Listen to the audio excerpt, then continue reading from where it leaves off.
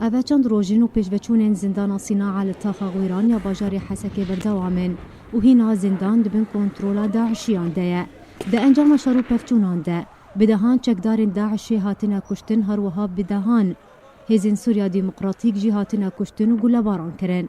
روانگاه سوریا یا مافی مروفان بحثا هرگولین پیشوچونین زندان صناعه لطاقه غویران دکود بیجه جبر هبونا جماره یک مزن یا تروریستین داعش دناوار هزین سوریا دموکراتیک ده ایریش کرن لسر زندانی گلکی آسان بو و که روانگاه سوریا یا مافی مروفان دبیجه او تروریستین داعش دناوار هزین قصده ده آلی کاربون دا کوچکدارن داعش ایریش ببن سر زندانی و ده انجام ده زندانی کنترول بکن و که روانگاه نابوری دبیجه دریا اتومبیلکا خوارنه و که تروریستین داعش دناف دبون هر وها اتومبیلکا بمباریش کری و تروریستین داعش کارین در باسی دریه سرکه زندانی ببن و او تروریستین داعش دناف زندانی ده دست دانین سرچکن پاسوانان و دست بجه دست بشار کرن پاسوان و کسین ده زندانی ده کار دکرن و که دیل گرتن و پیش را او گله باران کرن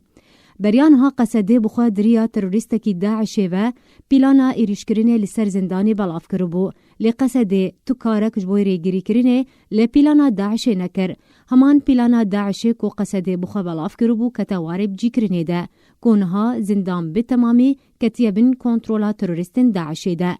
لگوری کو قصده بلاف کربو محمد عبدالعواد اندام داعش و برپرسیاری ایریش کرنه لسر زندانی ده کرت ویدیو یکی ده دبیجه کو پلانا ایریشکرینه لسر زندانی بوی آوائی بو او تروریستین داعشیین به ارک ایریشکرینه رادبن جماره یوان 25 چک داره لگل وان 3 اتومبیل هنه 2 جوان اتومبیلین بمباریش کرینه 1 جوان بارکریه بچکان هروها العواد بیجه یکم جار اتومبیلک بمباریش کری و ایریشی دریه سرکه زندانی کربا و اگر پلان بسر کتبا اتومبیلا بارکری جی چکان و درباسی زندانی بو بایا و ارکه زندانی کریان او بو کو خو بگهینن اتومبیلا چکان و شربکن دا کو توایا چکدارن داعش جی زندانی رواند بانا. درباری پیشوچونن زندان غویران هفپیمانیان آف دولتی دا خویانی اک بالاف کرده دا گوت روژا 20 و مهی داعش ایریشی زندان صناعه لپاریزگاه حسکه کر پشتی تک چونا روشه هفپیمانیان آف دولتی زنجیرک ایریشین اسمانی لسر زندانی انجام دان و هفپیمانیان آف دولتی و توایا کارینان جبوی کنترول کرنا روشه بکار بینه.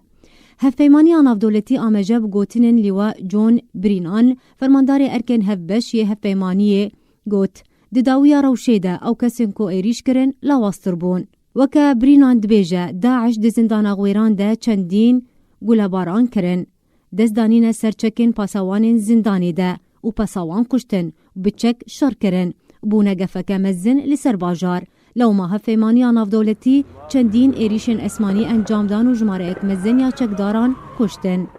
جالی خواه محمد خلیل اندام پرلمان عراقی را گهاند جماره اک جه چکدارین جه زندان حسکی ربیان خواه گهاندنه نوا خاکا عراقی.